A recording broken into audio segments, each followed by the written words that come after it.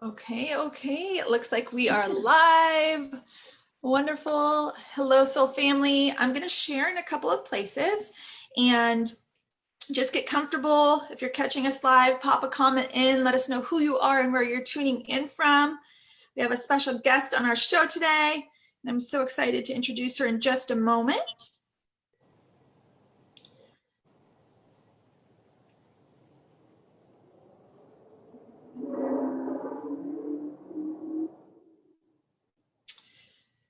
All right. Almost there.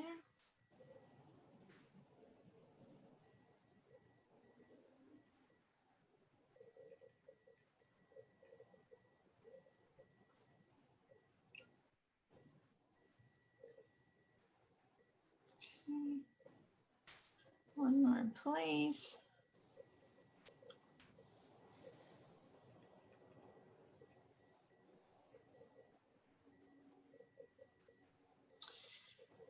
Okay, it looks like we are good to go. Hello, Soul family, once again. Welcome to the Awaken Interview Series, episode 27. I am Sarah Garcia, soon to be Sarah Beretta, and I am an active way shower for the return of the divine feminine, as well as the divine masculine Christ consciousness that lives within all of us. And it is my great honor to bring on Nhu-Mai Simon. She's an empath mentor onto our show today. And Nhu-Mai, if you want to introduce yourself to our audience and let us know who you are and kind of tell us about your awakening journey. That's what we usually start with. Yes. Okay, everybody. Hello. It's so good to be here with you all and with Sarah. Thank you for holding this platform and this space for us to connect. I feel so drawn to just unify and connect with all of our soul family. So this is really awesome. Thank you for that. Yay.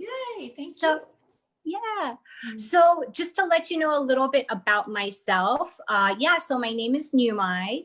And I am an empath mentor. So Sarah and I were actually just discussing before we went live the pronunciation of empath. I personally say empath, but we've discussed that potentially other people may have a different pronunciation. But however that lands for you, really, it's just about the people. I resonate with people who are able to really feel and sense, intuitively understand other people's emotions. I felt like that since I was a child. And, I feel like the narrative around being an empath can sometimes be negative because some people don't know how to manage the energy with that. And so that's been my own personal journey too, which is really finding the strength and the gift in that to actually embrace that in like a very full, confident way and help others on their journey, as opposed to feeling like, oh, this is a detriment. Oh, I need so much support. I don't know how to manage this, because I really do believe it's a gift. Totally, absolutely. So take me back to, let's first jump into like how you, like as a child, were you pretty much tuned into that? And like, what was your journey to awakening into the more of life and understanding even what an empath is? How did that come about? Well, I think from an early age, I've always been able to read people. But I also feel that children do. I think children know how to read people, but they just lose it somewhere along the way, right? Yeah. And in my household that I grew up with, there was a lot of love there. But, to be honest, there was also a lot of toxic emotions. And so I think the teacher there, as painful as it was, if we're looking at it as these experiences are our teachers, right? The teacher in my household growing up was that it really taught me how to like tune in and hone in on all these different types of difficult energies and emotions that were just like always circulating within my family dynamic. Yeah. Yeah. But that also, I would say, led me to, I would say I had a few awakenings, but my first one that I'll share was when I moved away for college. I went to school in Boston. Boston represent. Yeah. And I would say it was just this whole shift in paradigm, a whole shift in belief system, everything just turned upside down, you know, every which way, where I lost all sense of self in a way.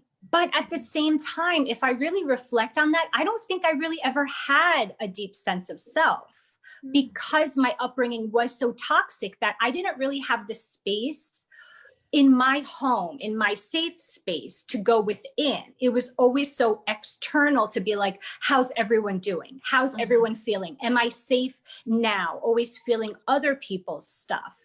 So when I was actually on my own, it was quite a shock to not know how to go within myself. And I think that really cultivated and like initiated the first awakening. And during that process, there were some really beautiful moments. And every time I go into a very deep kind of dark space, I always appreciate the gift in that I feel so in tune with myself. Yeah. Like I can, right? Like you hear your inner voice so clearly, which I love. But everything else just feels like it's crumbling. Wow. Yeah. You shared some amazing things, like being in, you know, I too was in a family where emotions, we didn't talk about emotions, and that people had toxic emotions. And it was always me trying to be the people pleaser, make sure everyone was happy. And I very took on that energy and noticed other people's energy. When you went away to college, you said you know, was the first time you were really on your own and was faced with yourself. What made you realize, like, okay, going within is really where what I want to cultivate as a relationship with myself and my internal world? I don't think it was a conscious cultivation. That's not something I actually realized until later, like recently. But when I reflect on that time, I can see how I was so internal, because everything on the outside didn't really seem to be making sense anymore. Like I was, you know, changing relationships, getting rid of relationships that were so deeply fulfilling for me, and not really understanding why I felt I had to let everything go. Oh, okay. You know, not really relating to the old things that I used to relate to, going into like, you know, a rebirth of sorts. But, you know, that process is always like a little bit painful. Yeah. And as the first one, you don't really know what's going on. Yeah, absolutely. And so you let go of some relationships, and you just let go of a lot of things that was on your heart to just start releasing. Yeah, part of it was just, I mean, I'm trying to look back on that. I guess the things that I remember from that time are that, in a way, it felt like a very lonely time, because I really, even though I was surrounded by people externally, I didn't really know how to communicate my internal world. And I didn't really have many people that I could go deep with. Like I was going deep, and I remember people just looking at me like, you have, like I had two heads, like a million eyeballs, you know, like I'm crazy person. And I even remember being on a family vacation and just being so not knowing where I was, who I was, like so disconnected from my own body, the physical world, just not knowing what existence is. And I looked at my brother, who now we both share so much about our conscious awakening. But at that time in our family vacation, I was like, hey, do you believe in life after death? Like I really wanted to talk about this stuff. I really wanted to go into these spiritual concepts. And he was like, started singing the Cher song, like, do you believe in life after love? And I was like, no, I'm serious. But like there was no one that I could really talk to. But one thing that was a spark was also at that time, I think it was significant of my mental state. I would have dreams where I was like literally in a dark box. I felt so claustrophobic within myself. Like that's how it felt. Like I was in this dark box. I just couldn't see anything. And I remember sleeping over at one of my friend's house. And her mom was a healer, and she had, you know, a bookshelf of books. And one of the books was Hands of Light. And I remember just being like, oh my God, this, like, there is something with this, like being able to use our energy. First of all, having the concept that we are energy. So that was the first time I felt validation of like, there's something here, you know, it's not just, you know, growing up, like, yeah, we celebrated like a religion, But I never felt like that's more tradition. I feel like religion can be tradition for me, but it didn't answer these deeper questions of like, what's going on with the energy? Yeah, yeah. Ooh, that's good. Yeah, amazing. And so how did it expand beyond that from that time? How did it expand beyond that? Oh, that's a good question. Well, I would just say, I can't say it expanded very well because it was just years of, I guess, going through these like trial and error type of experiences, you know, like really learning, because, you know, so much of my world was externally validated. Like, for example, here's a story. Okay. So after college, so I'm half Vietnamese, okay? And so after college, I moved to Vietnam because I really wanted to understand Vietnamese culture. I felt I didn't really understand my mom. I didn't know, you know, is she like this because she's Vietnamese, or is this just like her? And so I had all these questions I wanted to answer about my roots. So I moved to Vietnam. I had a really cool lifestyle there. My brother was there with me. We had a bunch of friends. It was a really, really cool lifestyle. And I was working at the time. I had this amazing job at like a PR firm. I had a relationship at the time that I thought was very cool. And I was thinking, you know, isn't this it? Like, shouldn't I be really happy? But like on the inside, I was like so super miserable. And so I think that's kind of how the life progressed, was just these trial and error experiences of like, this doesn't fit, what doesn't work, and then other super painful experiences that just like open me up more to teach me to go in. Yeah, that's the journey. That's the never-ending journey. Wow, beautiful, amazing. And I know it's like hard sometimes, really hard. What did you along the way learn about, you know, empaths and understanding like this is what you wanted to do with your life? Well, I didn't realize this until recently. So I've been studying this stuff, I guess. When did I start studying this? Like I think the first thing was I started getting into meditation. And when I started being able to really learn how to navigate and hone my mental body, that's when, you know, more information started surfacing for me. Yeah. And so although I was practicing on my own, because of these external validations that I'm doing like all these air quotes. Like, it's all good.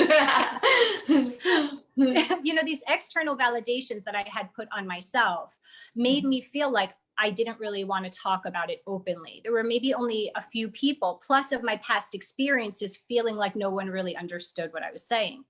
But so I still do. I teach right now. I teach as an adjunct faculty at a school here in where I live in Arizona.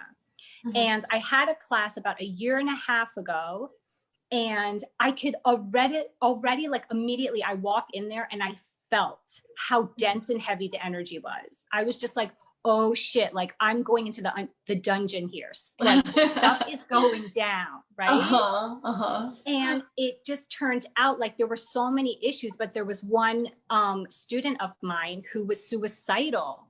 And I'm so grateful that this person shared it with me. And I truly felt like, you know what? I have to teach them what I know. Because if I can heal and feel good about my life, knowing how miserable I was, I know healing is possible for other people.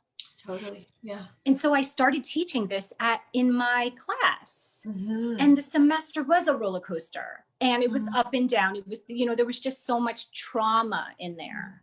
But I was really just giving everything. And it was, you know, it was very, very painful, I think, for everyone involved, including myself. But it was a success story. And at the end, the student she actually during the course already tried to commit suicide again 2 more times. Wow. And what I realized during that experience was that at first I thought, I was like, I'm going to heal her. Like I have the power to heal her. Like that's what I went into it. Like my ego self was saying that. But after the first suicide attempt during my class, I realized that I actually have no power.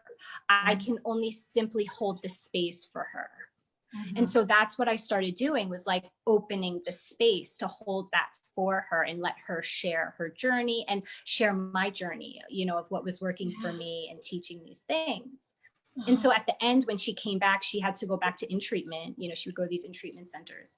She came back and she just looked different. And she looked all cozy, you know, she was all cozy. And I was like, she looks like a different person.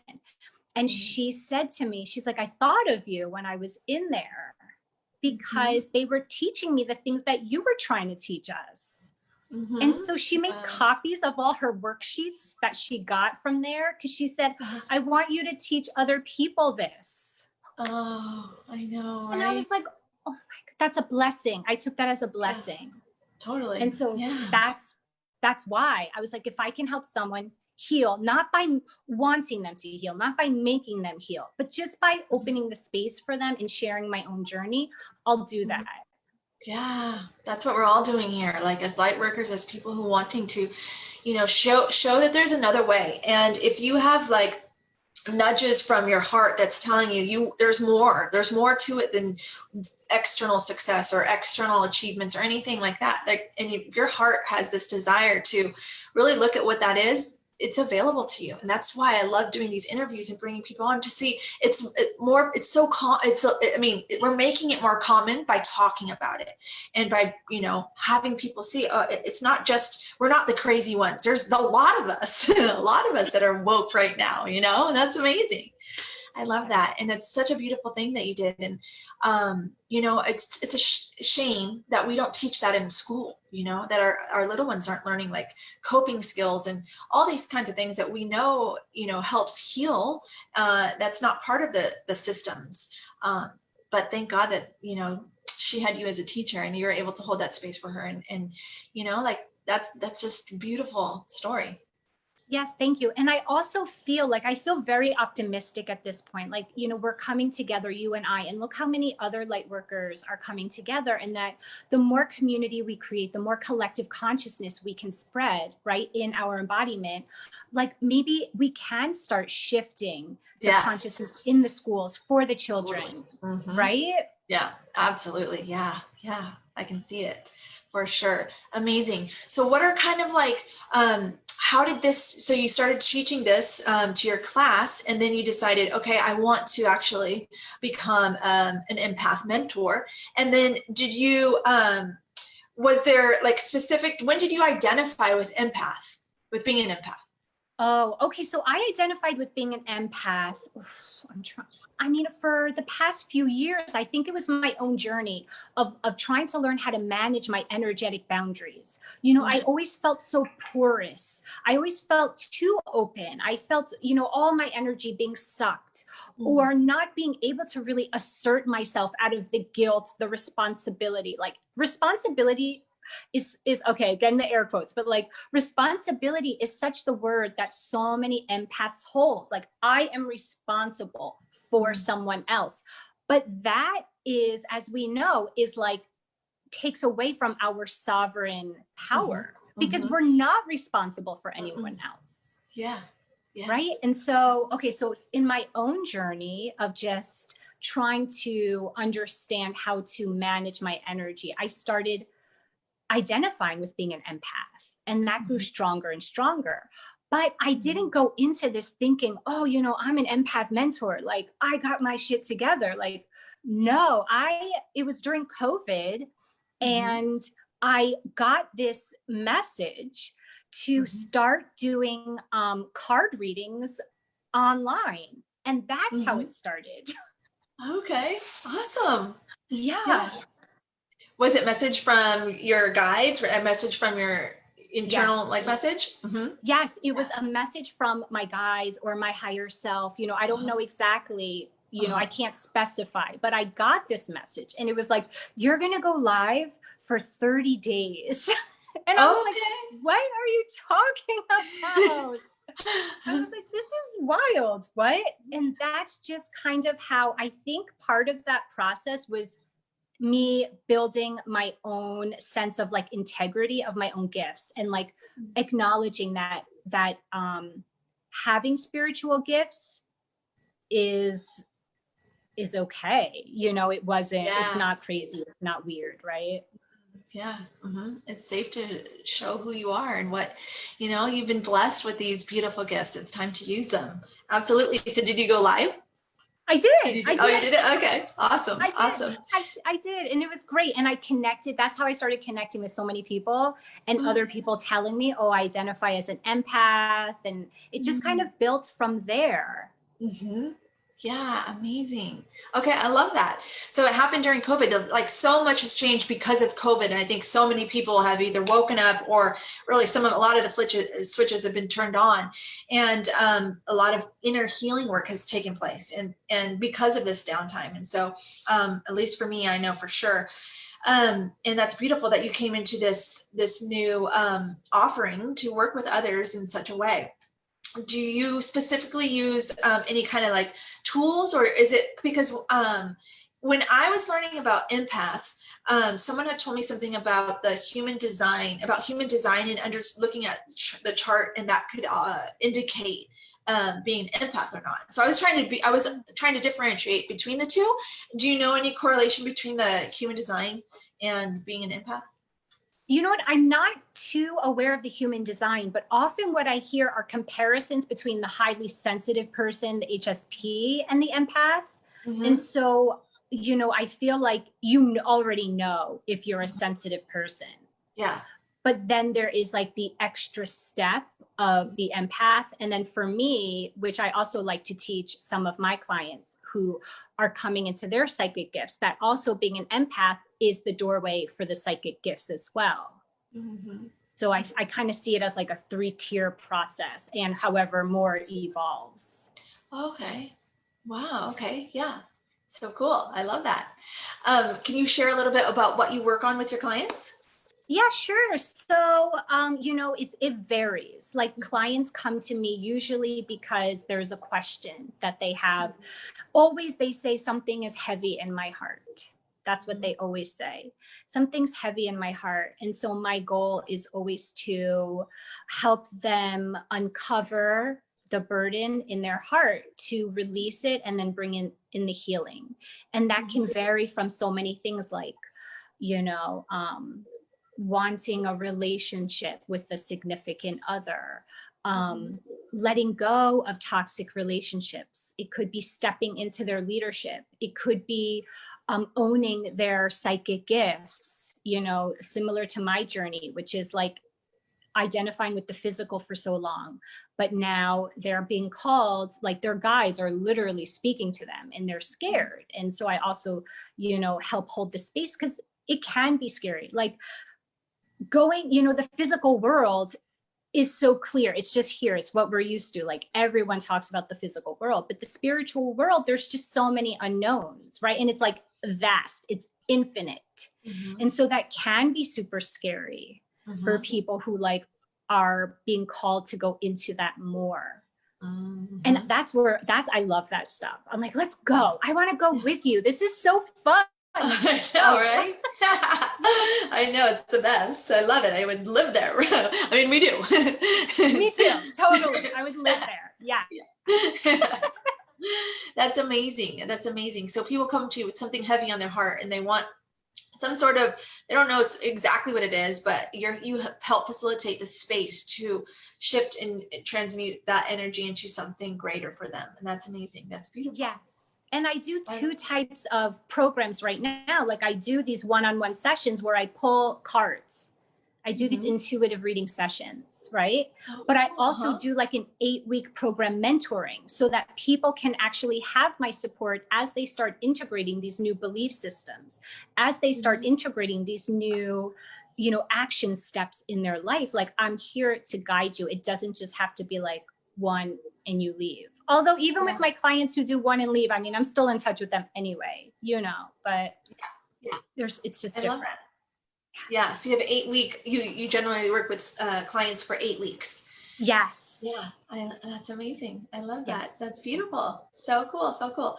So what else would you like to share about either your journey, or about working with clients, or about empaths, or maybe tips for empaths, or anything that you want to touch on? Yes, I think I would like to say something in regards to anxiety. Sure, yeah. Okay. You know, I feel like so many people, including myself, have episodes in periods of such intense anxiety. Mm-hmm. And to simplify it, and I know hearing this intellectually is a different thing, but what I understand about anxiety is that essentially it stems from this lack of trust, a lack of going with the flow. Mm-hmm.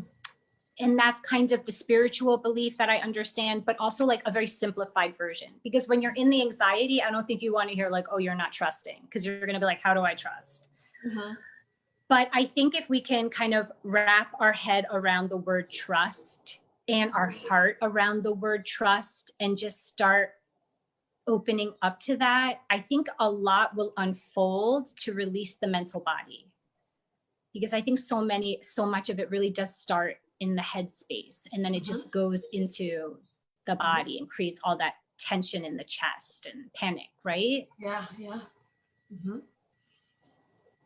So right before you said tension in the body, you said going into the headspace and what? Going into the headspace, the anxiety, I feel like it starts in the headspace. Mm-hmm. And then with all those ruminating thoughts, it connects right to the chest and creates that panic, that panic mode in the chest. So if we can start getting deeper than the headspace, but to get deeper than the headspace, it takes the element of trust, because our rational brain wants to rationalize with the logical mind. And the logical mind is not the heart. We love the logical mind. It's awesome, but it's not the heart. It's not the trust factor. And so I feel like uncovering by trusting the mental body, it will help release and relieve the anxiety. Mm-hmm. So how would you recommend trusting the mental body?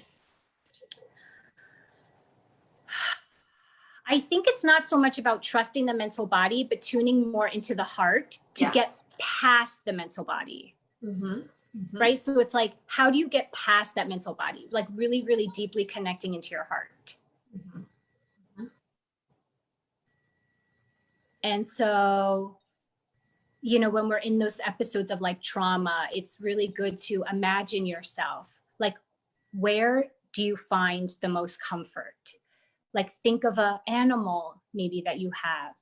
Think of a place that you love, right? Like for me, when I feel these modes of panic, I feel so cozy when I'm in my PJs and I'm in a big blanket with slippers. Yeah. That is my cozy, safe place. What for you like symbolizes that cozy, safe place? And if you can really access that in those times and feel that up in your body.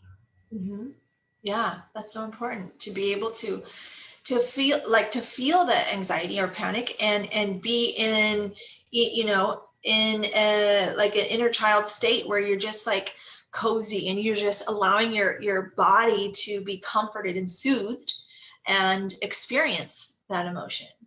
Yes. Oh, and I love that. Yeah, exactly. Soothing the inner child. Right? Like we can say that very simply because we probably know what that looks like. But that's what it does look like, is literally finding that comfort place externally and then bringing that internally. Yeah. Yeah, exactly. That's beautiful. I love that. Awesome. We have Lisa's been on. David is also on. They've been Lisa's been commenting. I was looking at her comment a minute ago. That's why I just missed a tad bit of what you said earlier. Lisa was sharing that she was awake since she was a child, and it was scary because of her gifts. And it's so important. Mentoring is so important for the newly awakened at the moment. Thanks for your service. Yes, yes, yes. And owning your gifts, the universe gave the nudge, David said. Yeah, so many good comments. Do you guys have any questions for Nhu-Mai? If you do, pop them in the comments here, and we can make sure we can address those. Let's see, what should we touch on that we haven't touched on? Let's see, are you continuing to share this work in your with your students at your professional job?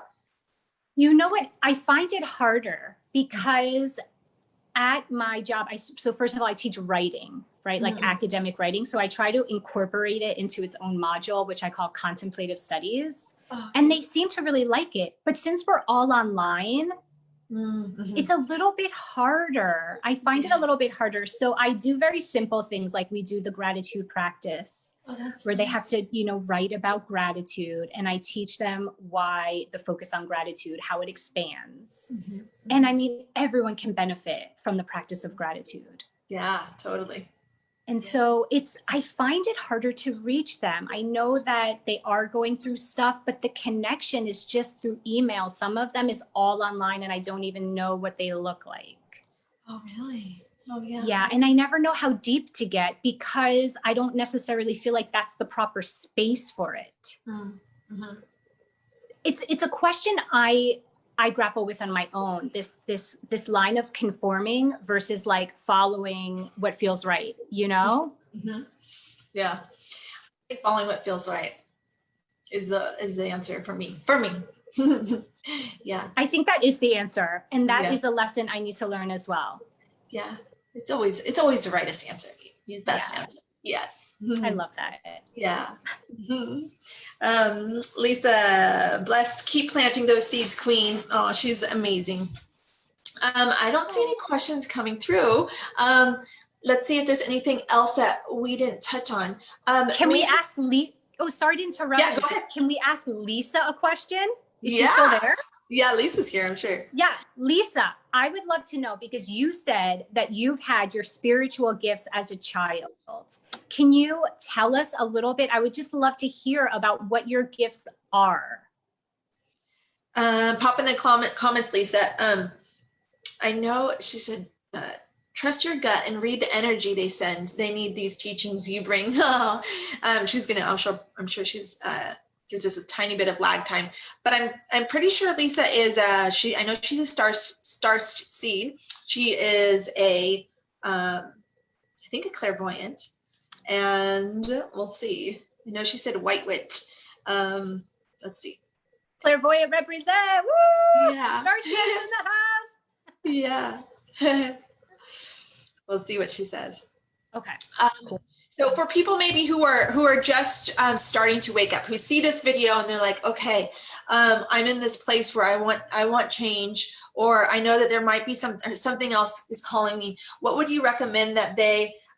What are kind of like the first action steps that they can take to start that inner journey?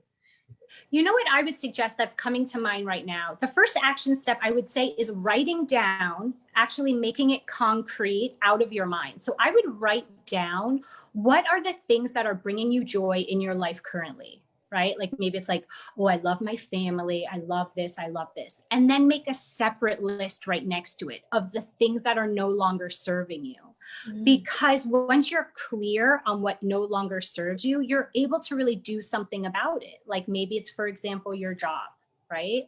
So if you're no longer happy at your job, what can we do about that? Is it time to change your job? Is it time to gain a new skill set? What is the action plan will really depend on you identifying and really just writing it down. Identify what serves you, what you love, and what is no longer bringing you joy, and seeing that list. Yeah, it's as simple as that, right? So simple. Yes. I know, but a lot of times people are scared to see or scared to look at the things that aren't serving them. And maybe it has the energy of like, oh, I feel bad about letting go of certain people, That's the thing. It takes so much courage.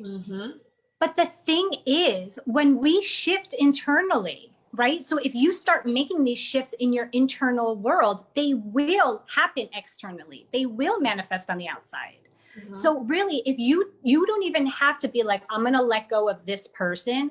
All you need to do is start working on yourself, and that person will naturally fall away because your vibrations will not match. And there doesn't even have to be conflict. Like you don't have to like tell them like, I don't want to be friends with you anymore. It doesn't have to be like that. It could be very peaceful. It could just be like, I'm letting this go because I'm shifting and I'm changing. I'm growing.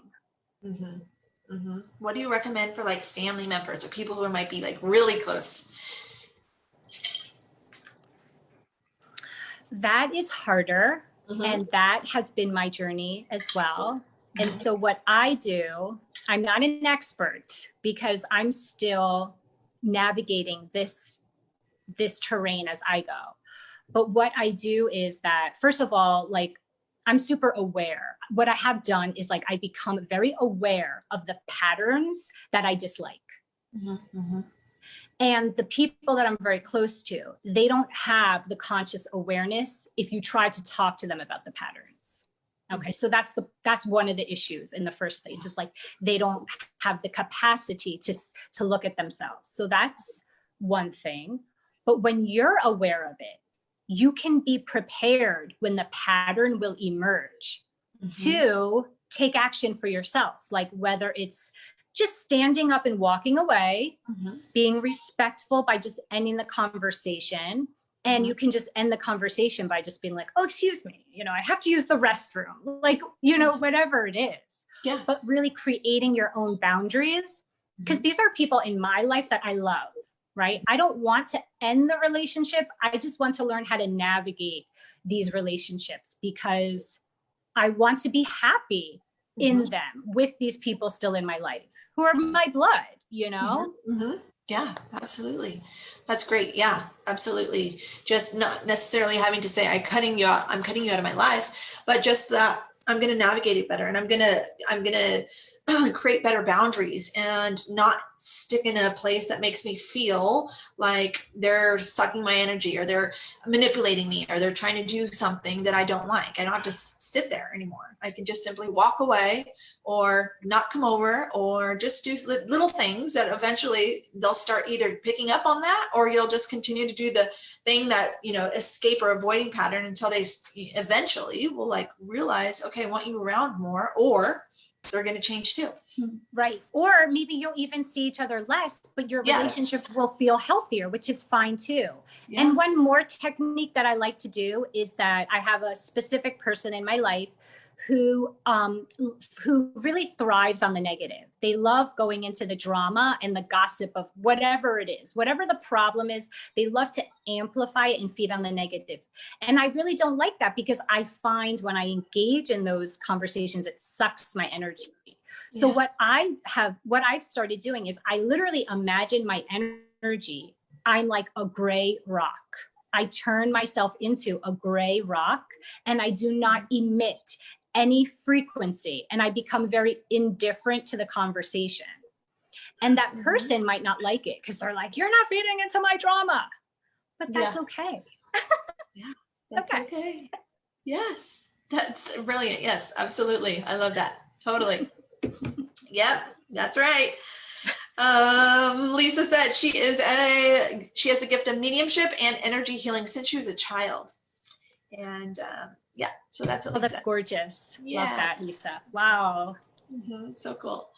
Amazing, Nhu-Mai. Okay, is there anything else that we didn't touch on that you'd like to share? I want to make sure we cover everything.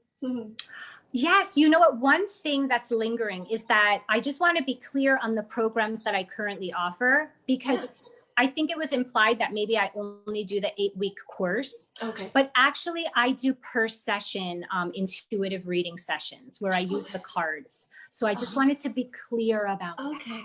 Yeah. Awesome. So cool. And when we're done here, you can pop in either a link to if you have a website or your Facebook page or Facebook group, whatever you'd like to pop in there so people can reach out to you. They can just give you a message and find you on Facebook, right? Yeah, just DM me because I do have, you can follow me on Instagram. I do have a group as well, a light worker and empath community as well. So maybe I'll just post that group, but I prefer that you contact me direct. I prefer that. So that's what I'm going to put out there. Please just DM me. Yeah. Awesome. Amazing, Nhu-Mai. It's been such a beautiful conversation and so fun having you on. You have such a light, bright, shining light, and I just am so grateful to have you tonight. So you've shared such a great wealth of information. Thank you for stepping up in leadership and doing this live interview with me. You're amazing. You're amazing. And Thank you, so Sarah, much. so much. Oh, You're I so love welcome. connecting with you. Thank Absolutely. you. Thank you. Have a beautiful night. All right. Good night. Bye-bye.